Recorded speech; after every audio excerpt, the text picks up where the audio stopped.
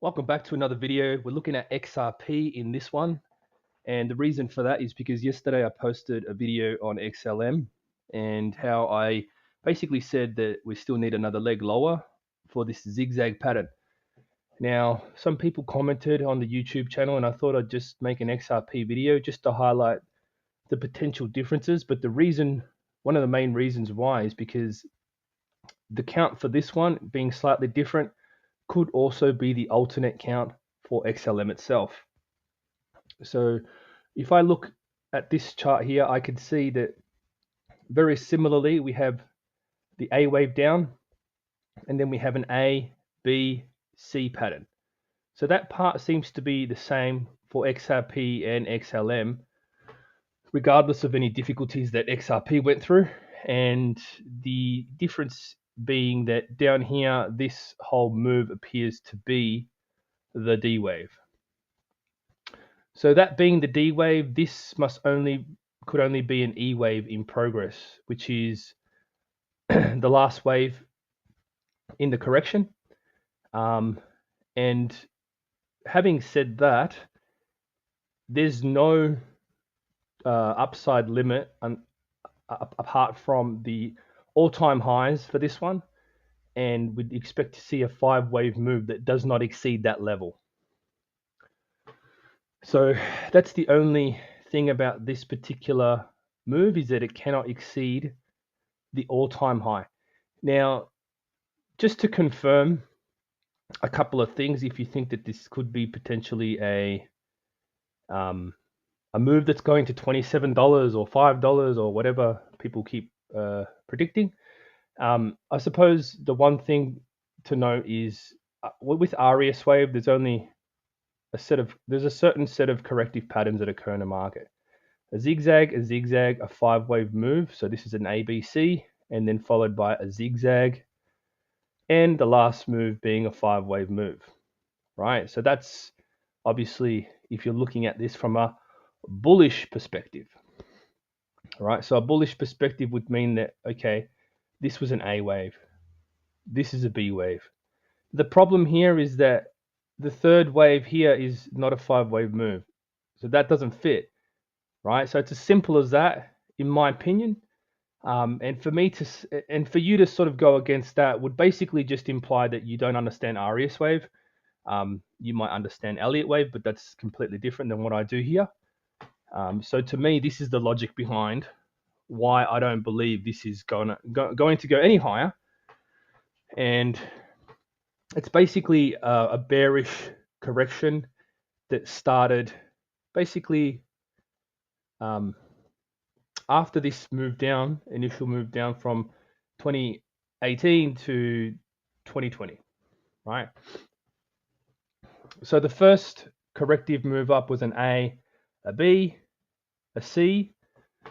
Now this is a weak 5-wave move. It does count as one, right? So the waves go up in 3 waves and they overlap, and then you have a D, and then basically a 5-wave move incoming. So here we have 1, what appears to be a sharp 2, could be a 3. It's hard to tell at the moment. I don't really typically try to count the waves all the time when they're in progress, but if I had to take a guess, it looks like a 1, 2, 3 in progress. It's definitely looking pretty sharpish at the moment.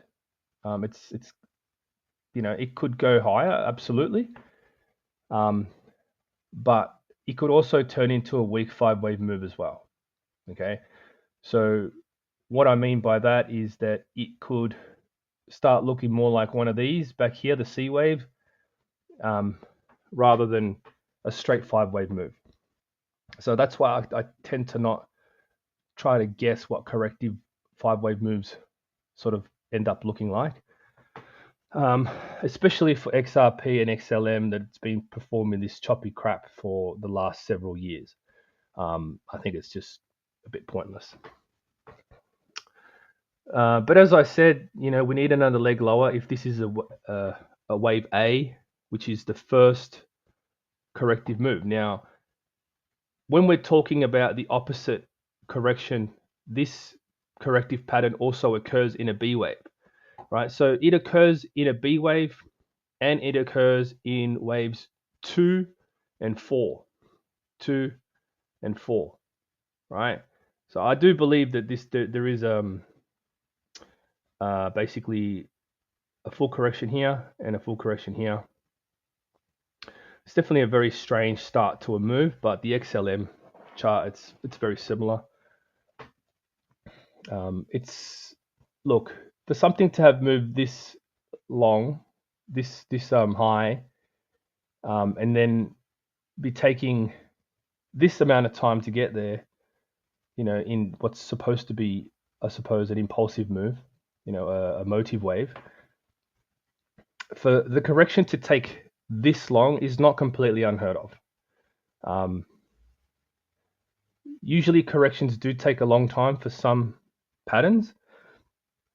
And also, I suppose you've got to look at the fact that there's a much larger supply of XRP and XLM than there is of other cryptos, right? So,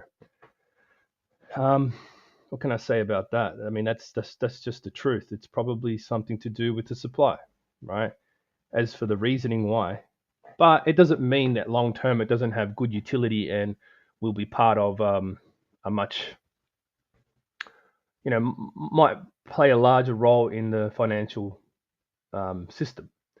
So regardless of that, I'm not expecting this to make any new all-time highs, even though it would appear to be some kind of flag pattern, right? And as I said to you, the main reason for that is because of that third wave not being a 5-wave move. You can't try to wrangle that into being a 5-wave move. It just isn't one. And the third wave is always a 5-wave move, no matter how you look at it. It's just always that way. It always will be that way. And it's basically something that I can't change in terms of my opinion. In the back testing and research of Elliott Wave, it has never ever happened that the third wave is a zigzag. And triangles don't exist. According to Elliott Wave, triangles do not exist in the sense that you have a zigzag, a zigzag, a zigzag, a zigzag, like zigzags on end. No such thing. Okay, that is an Elliott Wave fallacy, and it doesn't exist, right? I can definitely find anything that was made a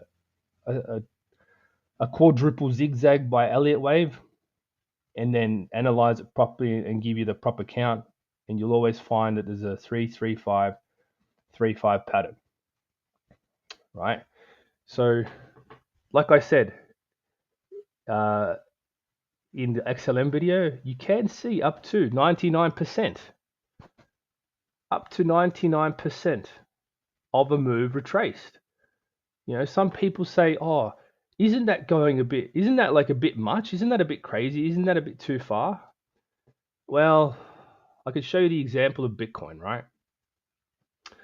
With Bitcoin, look what happened, because I redid the analysis on this one, right? Very small wave 1, wave 2. This was completely corrective. Completely corrective. A, B, C, D, E. So then you had a 1, 2. Look at that. It basically almost did 100% retracement, right? So you can ask the question, isn't it a bit much that it would retrace so far?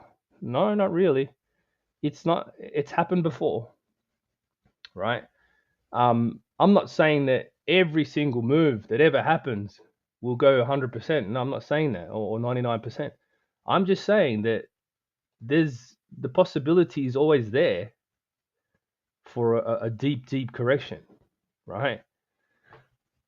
And look, the other thing also, which I have to mention, is that whenever you get such a large zigzag as the first corrective pattern, right?